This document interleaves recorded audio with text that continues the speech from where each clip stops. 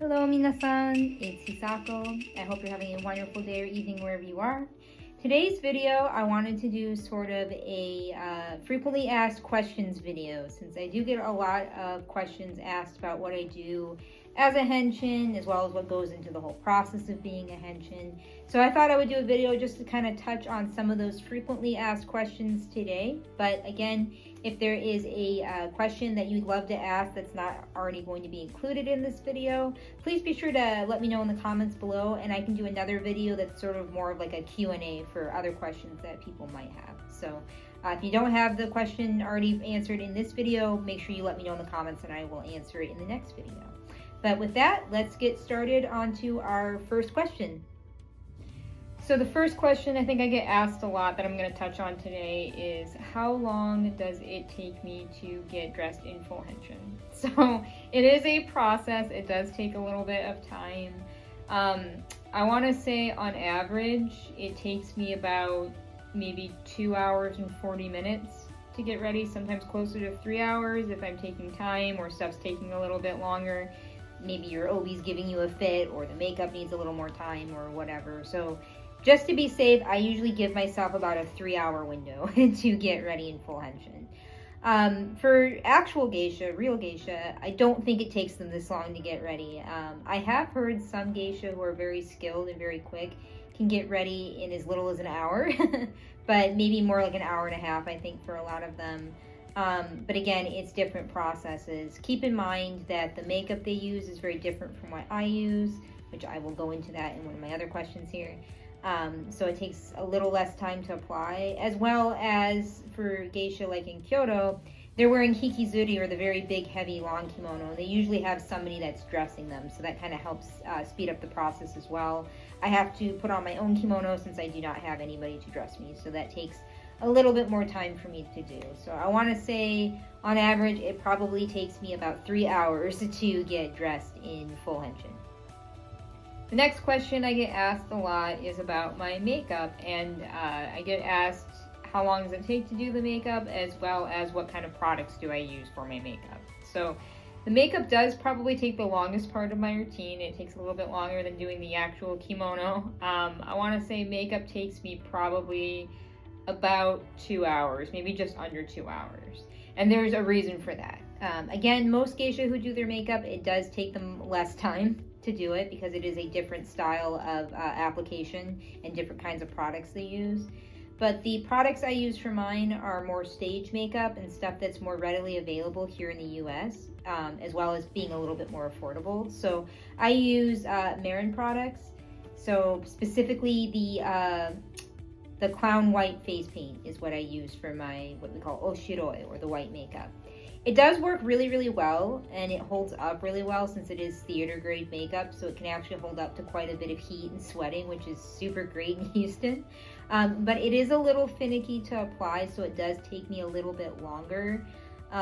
Usually I have to start out with one layer and then I have to blend it in, as well as doing a second layer on top to kind of make it a little more opaque.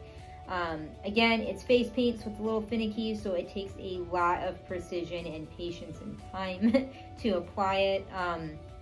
I use a stippling brush from out of the container to initially apply it to my face, and then afterwards I take a powder puff sponge separate from my setting powder puff, but it's a smaller, kind of more softer sponge that I use to actually blend out and smooth out the makeup, and then I go in with a second layer and do the same exact thing.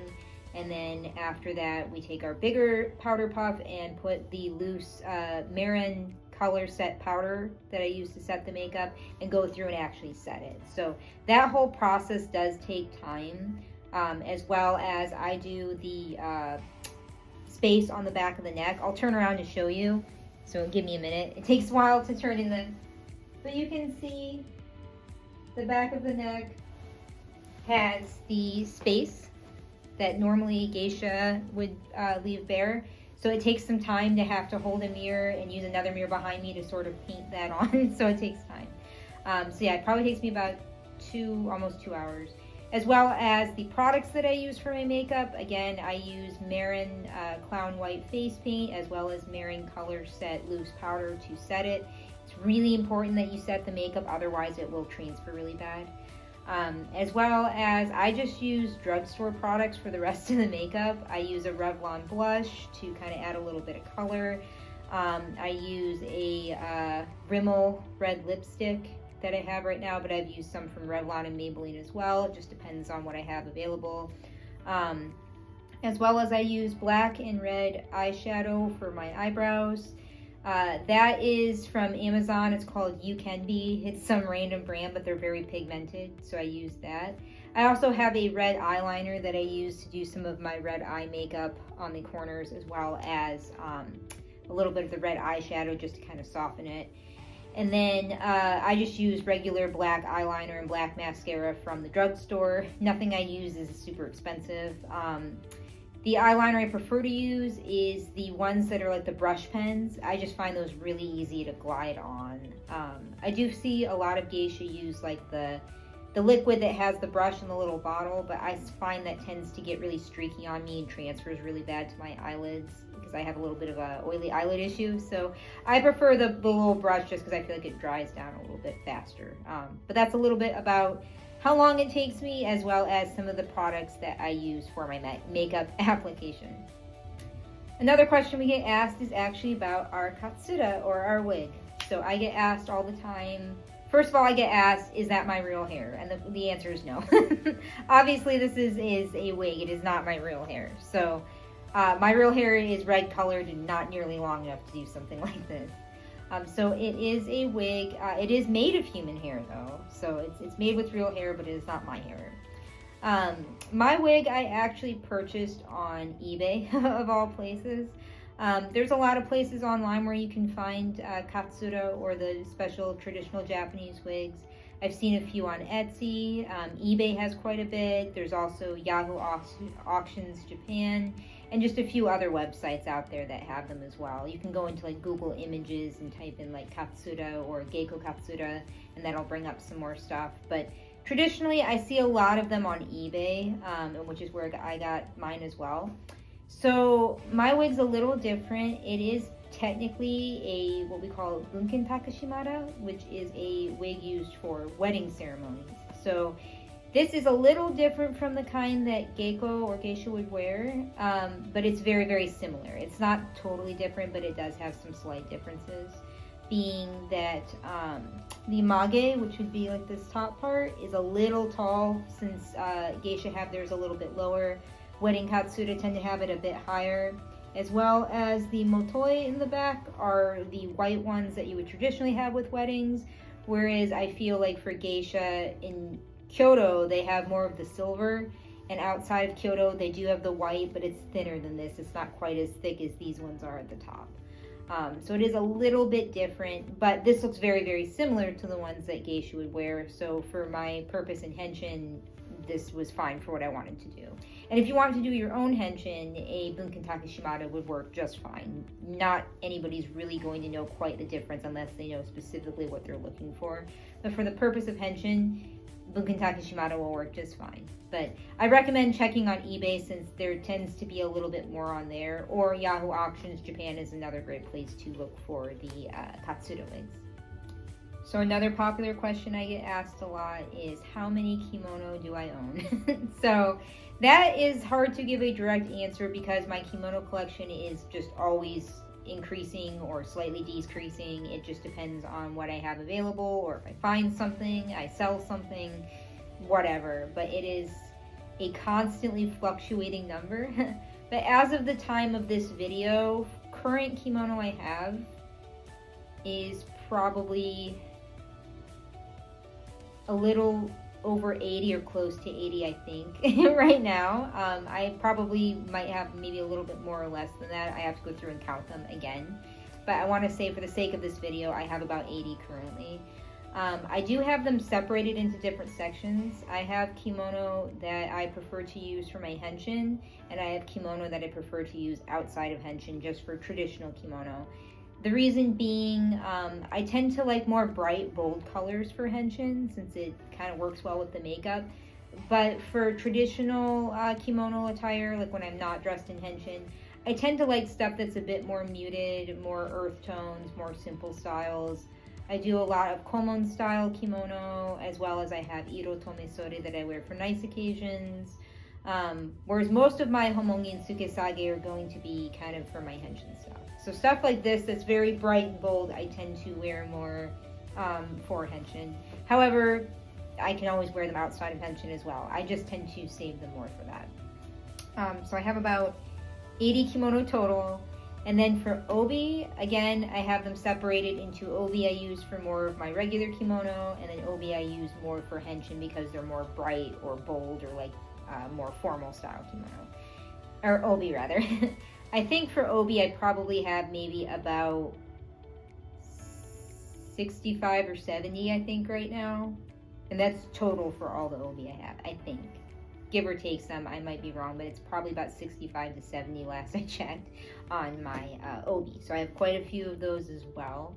And I do have several nagajuban, which would be like the undergarments that you would see. Stuff like the pink that I have on the inside here. This is the nagajuban underneath. Those I think I have maybe 15 to 20. Maybe closer to 20. I think about 20 of those. In all kinds of different styles. Mostly pink, just because pink's a little easier to acquire. But I do have several red ones as well. I don't wear the red very often. I tend to wear those more for like formal Henshin looks with my Kuro Tomesore, or stuff that's more like Edo inspired, or like just kind of more fancy fun looks. I tend to do the red. But most of the stuff I have is going to be pink, or pink with kind of red designs on it, just because that is a little more muted and a little more traditional. So I want to say probably about 80 kimono right now, and then probably about 65 to 70 obi, as well as about 20 juban. And all various kinds of different obiage, obijime. I have a bunch in different colors and stuff. Those I think are forever fluctuating. I have a ton of those, so it's hard to give an exact number on those. I'd have to go through and count them, but that's about where I'm at with the numbers on those. Before I forget, I also forgot to mention, I do have one Michiyuki, which is like a Japanese kimono raincoat. So I have one of those, a full-length Michiyuki. I haven't had to wear it yet, but I have it just in case I do happen to go to an event that might have some rain. So I do have that as well. And then for my zori, my shoes, I have, I think like 10 pairs. And for geita, I think I probably have maybe 13 or 14 geita, which are the wooden ones that I use more for yukata and less formal looks.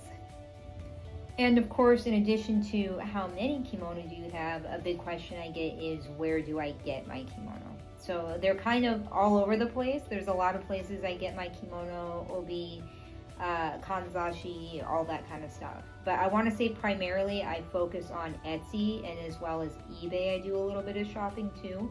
I tend to prefer Etsy just because I feel like there's a little more variety for what I'm looking for, but eBay also has a ton as well. I find eBay sometimes is a little pricier. I feel like Etsy's a little better price personally on kimono. And occasionally, it doesn't happen very often around here, but occasionally I do get some locally from either shops that may be selling them, or like on Facebook Marketplace. Or if I go to a convention and someone has a kimono stall and they're selling kimono, I might pick up one at an actual convention, but that doesn't happen very often. So generally speaking, I do purchase most of my kimono, obi, and other accessories on Etsy as well as eBay. Also keep in mind, most of the items I buy are vintage, so that means they can range in price, but generally speaking, vintage items are a little better priced than something brand new, which may be more expensive, especially for something like kimono or obi, which can be very expensive brand new. So I tend to focus on vintage items. So almost everything I own is vintage. I do have some kimono and obi that are brand new in terms of they were never worn, but they're from like the 80s or 90s and they were stored away and just never used. So they're new to me, but they're not new in terms of new stock. So again, I tend to focus more on vintage items since they are a little easier to acquire as well as more competitively priced.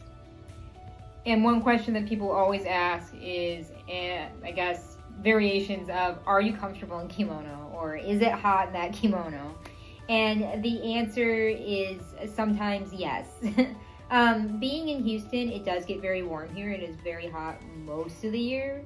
We do get a winter, which is like a rainy season, but it's like not very long. So most of the time it is very warm. So yes, kimono can get very warm. Even wearing yukata, which would be typical for summer attire, can still get very warm. So yes, I do get a little warm in my kimono sometimes. However, you don't overheat as much as you would think you would. Kimono have a lot of space here in sort of the armpit area where you can see it's very open. This is like my dance coat that I have underneath here. But there's a lot of space underneath where it's open, where the arms are exposed. So that does allow for some level of airflow through the arm area, which is great because I am a sweaty Betty most of the time. I'm sorry, but I do sweat a lot. So that is something I have to keep in mind. I do wear special garments underneath that have sweat pads in the armpit area to help protect the kimono from that. So that's an added step I do. It's not really traditional with kimono, but it's something I do just to protect the garments from that. As well as towels in the middle to help with collecting moisture there as well, that are underneath all of the layers. So it also adds some bulk and some padding so the obi looks a little better. But yes, it does get a little warm, as well as kimono can be a little uncomfortable in terms of they can be kind of snug. I do find that if I over tighten things, like I'm in a hurry and I don't think to adjust it properly, sometimes, especially in the obi area, it can get very tight. Not so tight that I can't breathe, but I have had it so tight to the point where I'm like, I feel like I bruised my ribs almost. So you have to be very careful. It can get very uncomfortable. But overall, I don't find them uncomfortable, especially if, not too uncomfortable if you don't over tighten it. If you over tighten it, it will be a little snug. But if you kind of do it a little bit looser, you'll be able to have a little more wiggle room. I do find with Henshin specifically, not so much with my regular kimono, just with Henshin, I get a lot of pain in the shoulder area, and that's because I pull the collar so far back. With Henshin, traditionally with geisha, you should have your collar pulled really far back because you want the nape of the neck to be showing. That's not quite so dramatic with regular kimono, or maybe it's more about like a 3-finger length, so it's a smaller drop. But for Henshin, as you can see, it is quite the drop in the back. So there's a lot of, the collar underneath for the juban has like a strap that's like kind of in the back that pulls down the center to help keep that in place. But as a result, I feel like I can't lift my arms up very high. That's about the extent of my reach. So I cannot reach and lift things. But as a result, I feel like I can't move my shoulders as easily. So I do get a little bit of shoulder pain. But that's more if I've been wearing kimono or Henshin for like 8 hours, like a full day of doing it. Yeah, after a few hours, it is going to get a little sore. But if you're not wearing it for that long, you'll be fine. But after a full 8-hour day, yeah, I am ready to take all this off. It is a little uncomfortable after that. This next question I get asked a lot isn't really so much about, I guess, my appearance, so much as just, I guess, some controversy when it comes to Henshin itself. A question I get asked quite a bit is the question on, is this cultural appropriation, or has anybody ever called you out for that? So the answer to, is this cultural appropriation? The answer is no, because you're learning to do this authentically and accurately. So I'm trying to represent geisha in terms of the appearance as accurately as I can. I tend to portray more geisha from outside of Kyoto, since I tend to wear more regular kimono and not hikizuri, and I tend to do a little more ornamentation that's more in keeping with what you would see geisha in places like Tokyo wearing. So I tend to model my Henshin more after Tokyo geisha specifically. It is a little easier for me to pull off than Kyoto geiko, which is a little more expensive and complex, a little harder to do. As well as, again, being a Westerner, a lot of people think you can't do Henshin. That's not true. Anybody can do Henshin from any background. Again, like I've said in previous videos, it's important to be accurate. So make sure you do your research before you decide what kind of geisha we're trying to do Henshin as. Are we doing Maiko or Hangyoku? Are we doing Geiko or Geigi? So that's really important to make sure you do your research so you can portray whichever geisha you're trying to portray accurately and authentically. And as well as, have I ever been called out for it? You know, not as much as you would think, but especially when I first started out doing Henshin, yes, there were a couple of times I did get some less than stellar comments saying basically that I was not allowed to be doing this. Granted, not a single one of those comments ever came from somebody who was actually Japanese, by the way. Only other Westerners, which I found very interesting. But yeah, I have experienced that, but as of the current day, not really, because I've been doing this for a couple of years now, and I've kind of established a little bit more about what Henshin is through my videos and kind of educating people on that. So I think I've been able to kind of dispel some of that a little bit.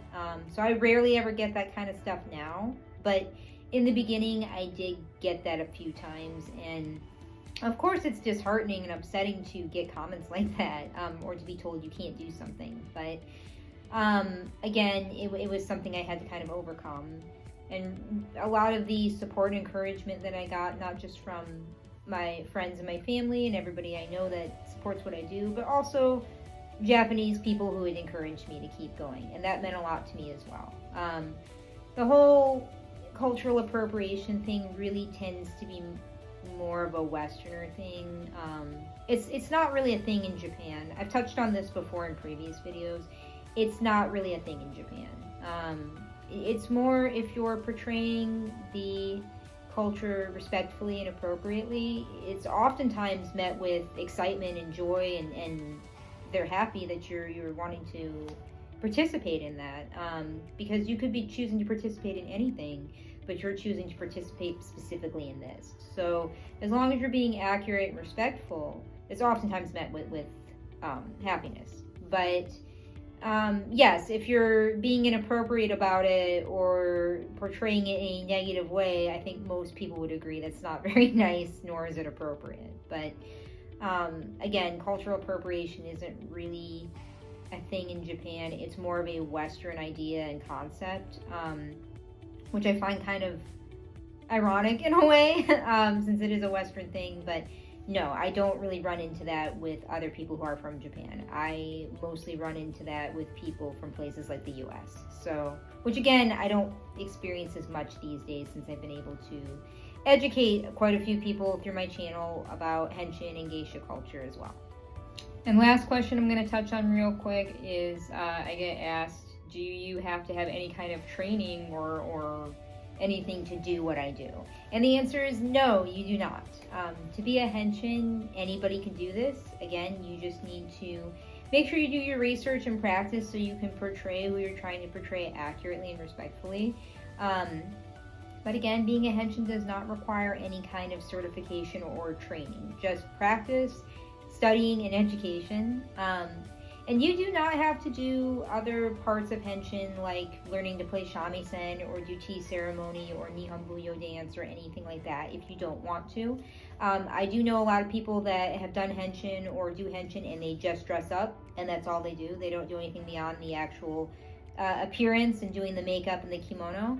But many of us who are in Henshin do tend to enjoy doing other traditional activities such as shamisen dance and tea ceremony. So it's always encouraged to be able to do more of that, just because I think it makes it a bit more exciting and immersive and you learn a lot more. But it is not a requirement of being a Henshin. And again, there is no certification for becoming a Henshin. Anybody can do it. So with that, I'm going to go ahead and end the video on that note, since I've answered quite a few questions in this video, and I'm sure this video is a little lengthy.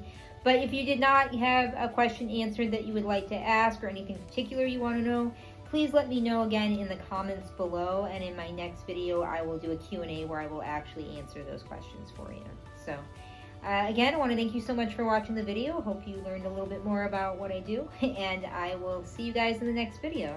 So take care, we'll see you soon. ありがとうございました。